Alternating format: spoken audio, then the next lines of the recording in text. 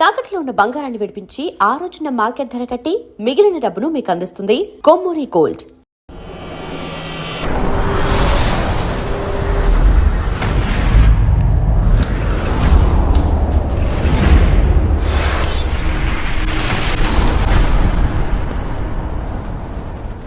Hello, welcome to another episode of Ramuism. కష్టపడి పని చేస్తే జీవితంలో పైకొస్తారు. ఎవరు చెప్పారంటే మా నాన్న నాకు చెప్పారు, మీ నాన్న కూడా మీకు చెప్పుంటారు. కానీ రామ్ గోపాల్ వర్మ గారు ఈరోజు హార్డ్ వర్క్, కష్టపడి పని చేయడం గురించి ఏమంటున్నారో తెలుసుకుందాం.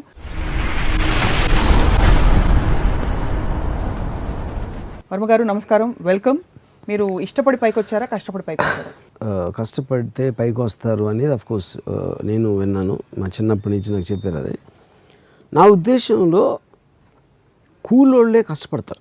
సక్సెస్ఫుల్ అయిన వాళ్ళు ఎవ్వరు కూడా కష్టపడరు. వాళ్ళు తెలివితో వేరే వాళ్ళని కష్టపడిస్తారు.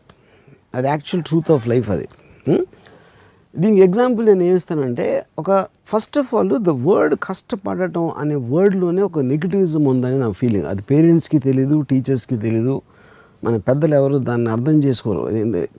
ఇప్పుడు నాకు ఫస్ట్ గుర్తుంది, పొద్దున్నే 5 గంటలు లేచి కష్టపడి చదివితే నీకు మంచి మార్కులు వస్తాయి అని మా తాతయ్య, మా నాన్నగారు, మా మదర్ చెప్పేవారు నాకు. నువ్వే కష్టపడి అని చెప్తే already you're putting a negative element in the child's mind. ఎందుకంటే వర్క్ అనేది నా డెఫినేషన్లో ఏంటంటే it's something you have to do. చెయ్యాలి కనుక చేస్తున్నావు. యూ వాంట్ టు డూ అంటే అప్పుడు అది ఇష్టం అవుతుంది. ఇందాక మీరు చెప్పింది కరెక్ట్. కష్టపడాలో డిఫరెన్స్ ఏంటంటే, ఇష్టపడనేది వాంటింగ్ టు డూ, కష్టపడనేది హ్యావింగ్ టు డూ. నువ్వు చేస్తేరా, నువ్వు బాగా కష్టపడి చదువుకుంటే నీకు సినిమా చూపిస్తానే అంటే, సినిమా అనేది ప్లెజరబుల్ ఎలిమెంటు, చదవటం అనేది ఒక నెగిటివ్ ఎలిమెంట్ అనేది మీరే ఫస్ట్ పెట్టేస్తున్నారు మైండ్లో. ఒక పిల్లోడి మైండ్లో first right from the time he is become conscious as a kid or whatever it is. So అప్పుడు అక్కడ ఏంటి 2 పాయింట్స్. అక్కడ ప్రోగ్రెస్ ఆఫ్ హ్యుమానిటీ ఎప్పుడూ కూడా మీరు ఎంత తక్కువ కష్టపడాలి అనే దాంట్లోంచి మీకు ప్రోగ్రెస్ ఉంటుంది. ఇప్పుడు మనం గొడ్డులాగా చాకరీ చేసేస్తే ఏదో మెషిన్ కనిపెట్టాం ఆలోచించి. అవును.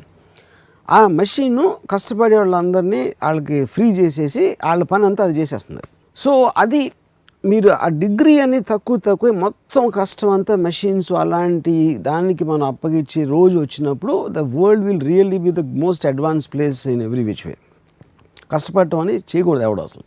ఇప్పుడు ఇంకో ఎగ్జాంపుల్ ఏస్తానంటే, ఇప్పుడు కష్టపడకుండా ఏంటి మీరు చేస్తున్నారు, ఒక డెసిషన్. నాకు ఈ మధ్యన నాకు తెలిసిన ఒక హీరో ఒక సినిమా చేశాడు, అది ఆడలేదు సినిమా. తను నాకు ఒక మెసేజ్ ఏం పెట్టాడంటే, ఈ సినిమా ఫెయిల్ అవ్వటం I won't let it put me down, I will work more harder for the next film అని పెట్టాడు. తను ఏదో ఒక ఎమోషన్ ఫీల్ అయ్యి ఇంకా హార్డ్ వర్క్ చేస్తాను నెక్స్ట్ సినిమాకి, దీనివల్ల నేను డిప్రెషన్లో ఉన్నాను. నేను తనకు ఫోన్ చేసి చెప్పాను, అంటే ఇంకా హార్డ్ వర్క్ అంటే ఈ సినిమాకి 7 గంటలు లేస్తే దాన్ని 4 గంటలు లేస్తావా, లేకపోతే నీకు ఇందులో నీకు 5 ప్యాకులు ఉంటే 7 ప్యాకులు ట్రై చేస్తావా, ఇంకో గంట సేపు ఎక్కువ జిమ్లో ఎక్సర్సైజ్ చేసి, వాట్ డూ యూ మీన్? కష్టపడటం ఏంటి దాంట్లో? నువ్వు ఒక డెసిషన్ తీసుకున్నావు ఒక సినిమా చేయడానికి, ఒక డైరెక్టర్ మీద డెసిషన్ తీసుకున్నావు, ఈ సీన్ ఎట్లా చేయాలని కొన్ని నిర్ణయాలు తీసుకున్నావు. ఆ నిర్ణయాలు తప్పైనాయి. ఆ నిర్ణయాలకి కష్టానికి ఏంటి అసలు? దానికి no, it is about decisions. ఇప్పుడు నా శివాలో ఒక సాంగ్ ఉంది, లెక్కలు ఎక్కాలు తెలవనోళ్ళు లక్కుతోటి లక్షలను మునుగుతారు.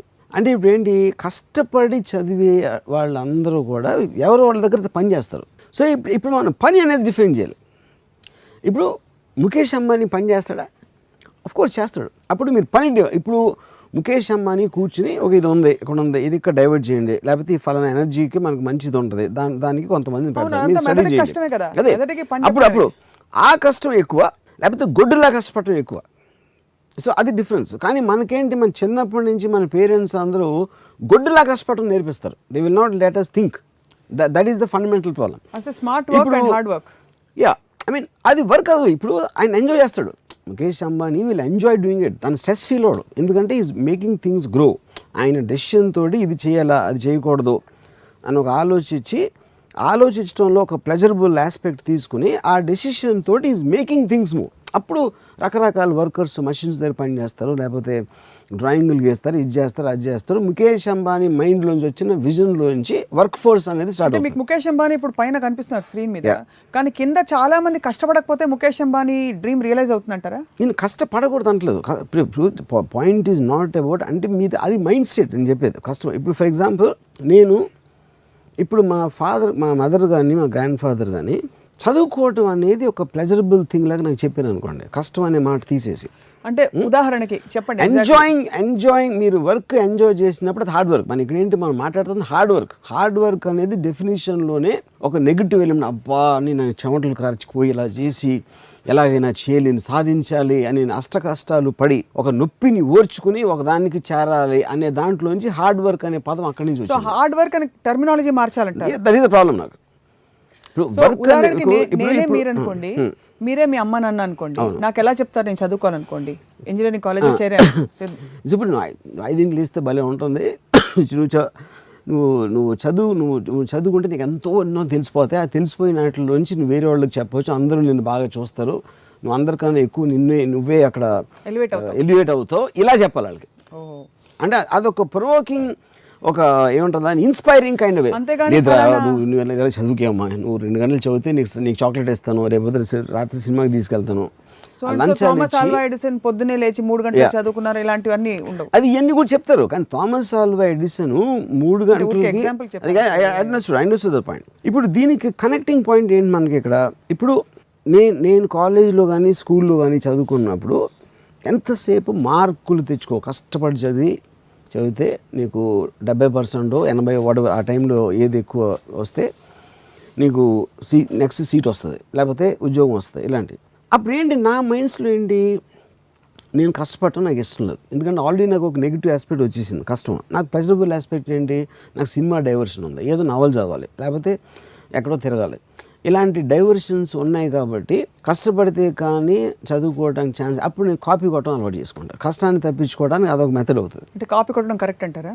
కాదు, నేను అది వాళ్ళే ఇస్తున్నారంటున్నా, వాళ్ళే ఆ పరిస్థితి మీకు కల్పిస్తున్నారు, ఆ పరిస్థితి నాకు కల్పిస్తున్నారు, అలా ఆలోచించేటట్టు చేస్తున్నారు. అప్పుడు దాని బదులు ఇప్పుడు బై హార్ట్ అనేది ఎక్కడి నుంచి వచ్చింది? గబగబగా నేను కష్టపడి దాన్ని 10 సార్లు బట్టి కొట్టేసి ఎగ్జామ్ రాశాను. బట్టి కొట్టడం అంటే ఏంటి, మీకు అర్థం చేసుకోవట్లేదు అని, you are trying to memorize aspect. ఎప్పుడైతే మీరు ఇచ్చిన చదువుని అర్థం చేసుకున్నప్పుడు బట్టి కొట్టాల్సిన అవసరం లేదు. బట్టి అనేది కష్టం, అది కొట్టేసి గబుక్కుని రాసేసి ఆ రోజు ఎంతో మార్కులు వచ్చేసినాయి, నెక్స్ట్ క్లాస్కి వెళ్ళిపోయాను. దీని బదులు అసలు చదువు అనేది మార్కుల కోసం కాదు. చదువు అంటే ఎడ్యుకేషన్ అనే దాని meaning you to be educated. ఎందుకంటే నువ్వు మామూలుగా ఏమీ తెలియకుండా పుట్టి నీకు ఎంత నాలెడ్జ్ రావాలి, ఇంత ఇంటెలిజెన్స్ అనలిటికల్ పవర్ రావాలి అనేది ఉద్దేశం. కానీ మార్కులు అనేది సైడ్ ఎఫెక్ట్ అని చెప్పాలి పేరెంట్స్. అలా చెప్పకుండా పైగా నెత్తిని రుద్దుతారు 94.5. అది వాళ్ళు మార్కులు చెప్పి నువ్వు అంత కష్టపడిపోతే మార్కులు రావని, కష్టానికి దాని మెజర్మెంట్ మార్కులు చెప్తారు. So that is when you are first of all you putting a pressure. Already నువ్వు చాలా కష్టపడాలి. అంటే ఇందాక నుంచి మనం మాట్లాడుతున్నది in the context of student life మాట్లాడుతున్నాం ఎక్కువ. బికాస్ చదువు సేమ్ థింగ్ ఎక్స్టెండ్స్. ఎందుకంటే మనకి ప్రోగ్రామింగ్ అక్కడే స్టార్ట్ అవుతుంది కదా. మనకి టోటల్గా ఫస్ట్ టైము కష్టం అనే వర్డ్ మనం చిన్నప్పుడే వింటాం. చిన్నప్పుడు ఎలాగో మనకి పని చెప్పరు కాబట్టి చదువుకోవడం అనేది దాంట్లోనే కష్టం అనే వర్డ్ వస్తుంది. ఫస్ట్ టైం మన ఒపీనియన్స్ ఫామ్ అయ్యే వయసులో వచ్చేది చదువుకి రిలేటెడ్ ఉంటుంది కష్టం. మీరు పెద్ద అయిన తర్వాత మీకు పని, మీరు ఉద్యోగం లేకపోతే మీరు చేసే మెకానిక్ పను, ఈ పను, కూలి పను, ఏదో పని, వడవర్ పని, దాంట్లోంచి సెకండ్ డిగ్రీ ఆఫ్ కష్టం. కష్టపడి పని చేయడం ఇంతవరకు అర్థమైంది. కూలి పని రెఫర్ చేస్తే ఫిజికల్ లేబర్కి, మాన్యువల్ లేబర్కి మాత్రమే వాడాలి. మిగిలిన పనులన్నిటికీ కష్టపడి పని చేయడం స్టేట్ ఆఫ్ మైండ్ అన్నాను. ఇప్పుడు సపోజ్ బ్రూస్లీ 8 గంటలు ప్రాక్టీస్ చేసి చూడండి మార్షల్ ఆర్ట్స్. అది ఫిజికల్ కష్టమే కాదు, ఫిజికల్, కానీ he use to enjoy it. ఎందుకు తను ఎవరు గన్ను పెట్టట్లా, తను ఇష్టపడి తనకు ఒక అబ్సెషన్ అయింది కాబట్టి ఆ పంచింగ్ బ్యాగ్ కొట్టు, ఇది చేసో అది చేసో ఏదో చేస్తున్నాడు బ్రూస్లీ. నేను నా కెరీర్ పక్కన పెట్టండి, నేను 87లోనే ఎప్పుడు నేను 86-87 ఆ టైంలో వీడియో లైబ్రరీ పెట్టాను. 86 నుంచి 2016 ఇప్పుడు అంటే 30 ఇయర్స్లో నేను ఒక్కరోజు హాలిడే తీసుకోలేదు. I never went for a holiday. I work every day on Sundays, holidays and everything. కానీ ఏంటి ఇది వర్క్ అంటే ఎలా డిఫైన్ చేస్తాను? No, because I love to do it. నన్ను ఎవరు చేయమని అట్లా, నేను చేస్తున్నా నా ఇష్టంతో. So actually I'm on continuous holiday నా ప్రకారం. You don't miss having holiday, you don't feel the need for holiday. In fact నాకు ఎప్పుడైనా గబుక్కుని సడన్గా ఏదో రీజన్తో షెడ్యూల్ క్యాన్సిల్ అయిపోయి నేను ప్రిపేర్ అవ్వకుండా వర్క్ లేకపోతే నాకు పిచ్చిపోతుంది అసలు. అప్పుడు అది నాకు కష్టం. నాకు వర్క్ లేకపోవడం నాకు చాలా పెద్ద హార్డ్ వర్క్. నాకు అది when I'm doing work, I'm almost enjoying it like a pleasure. It is like gives me a high. అప్పుడు అది కష్టపడడం అనే డెఫినేషన్ కిందకి రాదు అసలు. ఆ మొమెంటం తగ్గిపోతే ఇన్ఫాక్ట్ అది కష్టం అవుతుంది మీకు. ఏది ఆ మొమెంటం కరెక్ట్ తిరిగిపోతుంది. చేసేది కబుక్కుని నన్ను ఎవరు ఆపేసారు అనుకోండి, ఏదో ఒక పరిస్థితి ఒక పర్టికులర్ సిచ్యువేషన్ వలన ఈ రోజు నాకు వర్క్ ఉండదు. ఫర్ ఎగ్జాంపుల్ వర్షం వచ్చేసింది, హెవీ రెయిన్ వచ్చేసి బయటకు వెళ్ళడానికి వీల్లేదు, కరెంట్ పోయింది, నేను సినిమా కూడా చూడలేను, సినిమా తీయలేను బయటకు వెళ్ళి. అప్పుడు సడన్గా నా మైండ్ బ్లాంక్ అయిపోయి I feel it very hard. Extreme rare కేసులో నాకు ఏదో ఫీవర్ వచ్చి if I have to be on the bed for 2 days also I will die, అంటే ఏం చేయట్లేదని. సో ఇప్పుడు ఆ డెఫినేషన్లో గుడ్డులాగా కష్టపడతాను. మా మదర్ కూడా అంటున్నాను, రాము కష్టపడినంత అసలు ఎవ్వడు పడడు, కానీ అంటే తన ఉద్దేశంలో అది. ఎందుకంటే అంటే ఇది మీకు నచ్చిన రంగంలో మీరు ఉన్నారు కాబట్టి, అది నేను నచ్చింది నేను చేస్తున్నాను, అంటే నాకు ఇష్టపడి చేస్తున్నాను కాబట్టి అది నాకు కష్టం అనిపిస్తుంది. ఇదే మీరు సపోజ్ అక్కడ ఇంజనీరింగ్ కాలేజ్ డిగ్రీ తీసుకుని బయటకు వచ్చి ఒక ఐ డోంట్ నో మీరు ఏ విభాగంలో ఇంజనీర్ అయ్యేవారు, ఇలాగే ఉండేవారా? ఇప్పుడు నేను ఇంజనీరింగ్ కాలేజ్లో కష్టపడింది ఎప్పుడంటే నాకు చాలా లో అటెండెన్స్ ఉండేది. నేను కాలేజ్లో ఏదో ఒక మినిమం అటెండెన్స్ ఉండాలి కాబట్టి ఒక కొన్ని క్లాసులన్నా అటెండ్ అవ్వాల్సిన అవసరం ఉండి వెళ్ళేవాడిని కొన్ని క్లాసులకి. అక్కడ లాస్ట్ బెంచ్లో కూర్చుని నవల్స్ చదివాడిని. కానీ అప్పుడప్పుడు లెక్చర్ వస్తాడు కాబట్టి అది కొంచెం అటే చూస్తూ ఉండాలి కాబట్టి దాన్ని దాయటానికి మళ్ళీ తీయటానికి ఈ ఎఫర్ట్ ఏదైతే పెట్టానో అది ఒక్కటే నా లైఫ్లో నేను పడిన కష్టం, అది ఒకటే. అంతకు మించి నేను ఎప్పుడూ ఏం కష్టపడలేదు యూనో.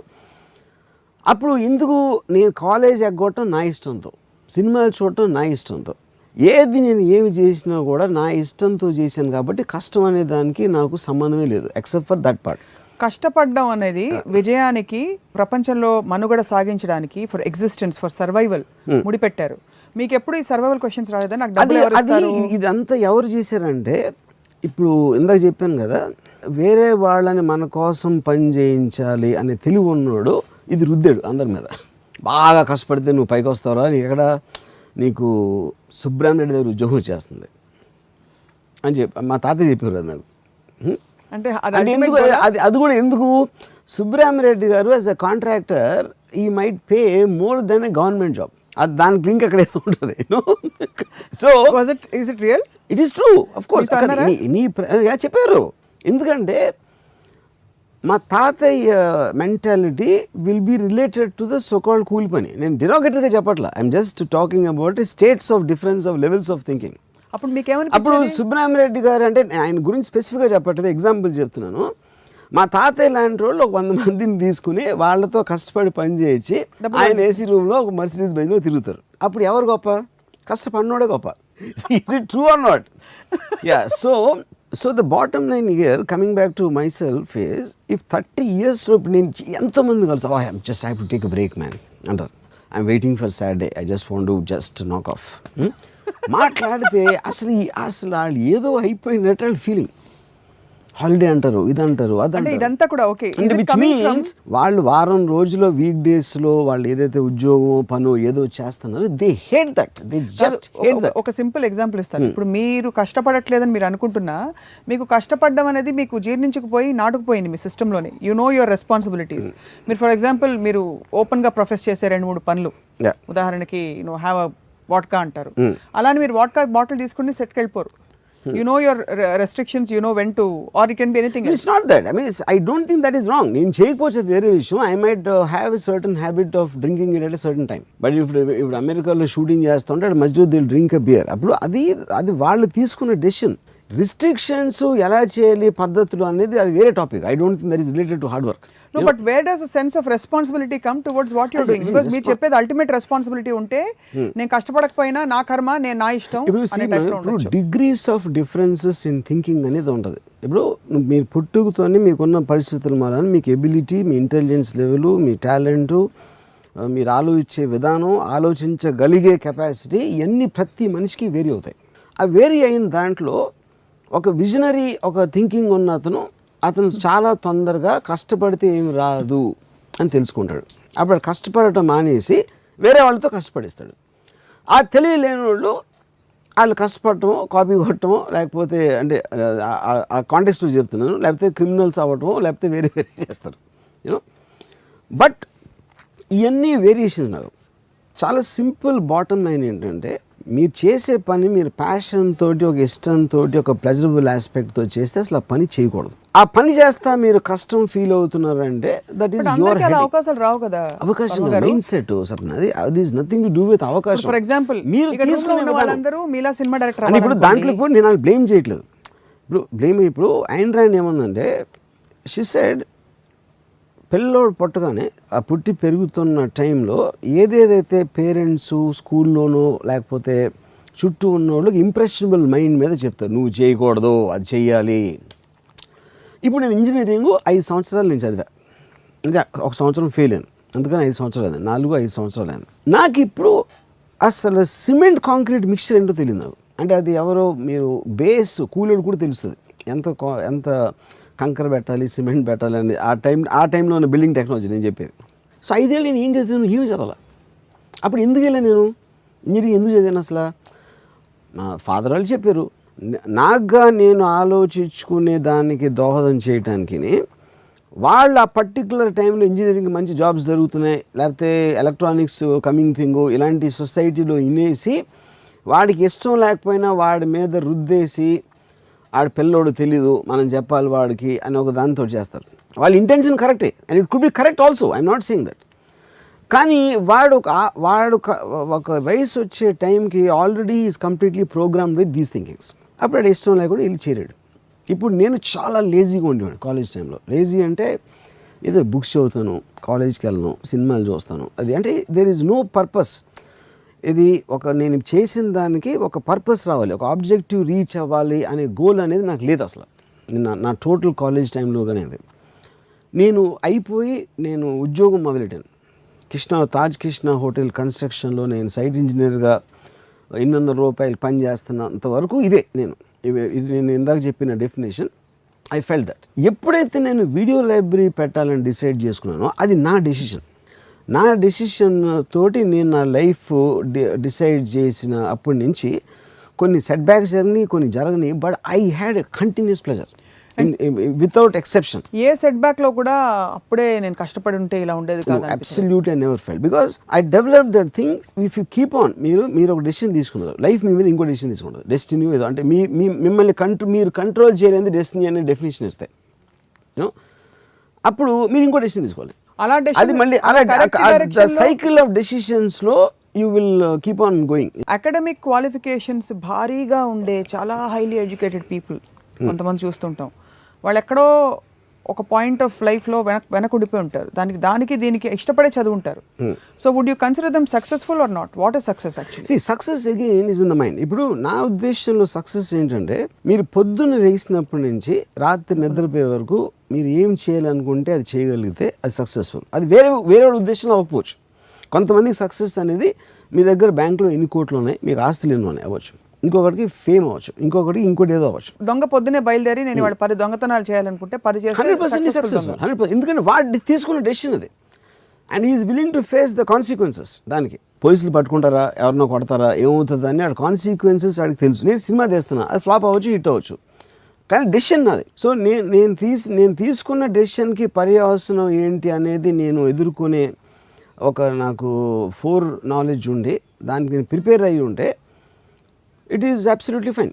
నిజంగా నేను తీసుకునే డెసిషన్కి ఏమిటని చెప్పి అలా మొత్తం రూట్ మ్యాప్ కనిపిస్తుంది అంటారు అందరికీ? రూట్ మ్యాప్ అవసరం లేదన్న.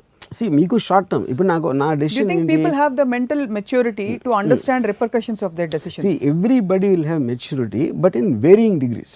అండ్ ఇప్పుడు ఒక సింపుల్ ఎగ్జాంపుల్, నా కజిన్ ఒకడు ఉన్నాడు, ఆడు నాతో వచ్చే జన్మైనా నీళ్ళ బతుకుతా అన్నాడు. వచ్చే జన్మ వరకు ఎందుకు వెయిట్ చేయాలి అంటే, బికాస్ ఇప్పుడు తను ఎక్కడో తన లాజికల్ కాన్షియస్ మైండ్ నేను చెప్పేది కరెక్టు అని ఒక ఫీలింగ్ ఉంటుంది. కానీ వాడి ప్రోగ్రామ్ మైండ్ వాళ్ళ మదర్ చెప్పింది, ఫాదర్ చెప్పింది, ఆడ ఉన్న ఫ్యామిలీ బ్యాక్గ్రౌండ్, వాడి వైఫ్, ఇలాంటివన్నీ ఉంటాయి ఎలిమెంట్స్. ఈ ఎలిమెంట్స్ అన్నీ ఉన్నప్పుడు మీరు ఎగ్జాక్ట్గా మీరు అనుకున్నది చేయటానికి కుదరదు. నీషే ఉన్నాడంటే, like the camel is man, he kneels down and lets himself be well laden with burdens of emotions and responsibilities and all commitments, and then he says life is hard to bear. Amma jeevitam bharam ayipoyindra moyilebodaru. కానీ ఆ బరువులు నువ్వే పెట్టుకున్నావు సుబ్బారావు. బరువులు మనమే పెట్టుకున్నాం అంటే కొన్ని పరిస్థితుల వల్ల బరువులు వస్తాయి, అదేంటి అన్ని పడేసి పారిపోవాలా? That's whole point. పారిపోవడం అది కాదు, అది మీరు ఫీల్ మీ బరువుని మీరు ఎంజాయ్ చేయకపోతే బరువు పెట్టుకునే హక్కు లేదు మీకు. అంటే బరువుని పెట్టుకుని కష్టపడి నేను నీకోసం అర్పించేస్తున్నాను అనేది చేసి అది అవ్వనప్పుడు ఫ్రస్ట్రేషన్ తోటి ఆ చచ్చిపోయే ముందు బెడ్లో ఎంత చెత్త బతికానరా అని ఆడు చచ్చిపోయేదానికి ఇంకా ఆడు పుట్టి అసలు బతకడం ఎందుకు? ఫస్ట్ సపోజ్ నేను ఇప్పుడు స్కూల్లో ఉన్నాను, నేను తర్వాత ఏం చేయాలన్న లైఫ్లో చచ్చినట్టు 10వ తరగతి పాస్ అవ్వాలి, హిస్టరీ సివిక్స్ చదువుకుని తీరాలి. సో మీరు అన్నారు కదా రేప్ ఈజ్ ఇన్ఎవిటబుల్ ఎంజాయ్, చాలా మంది ఎంజాయ్ చేయరు.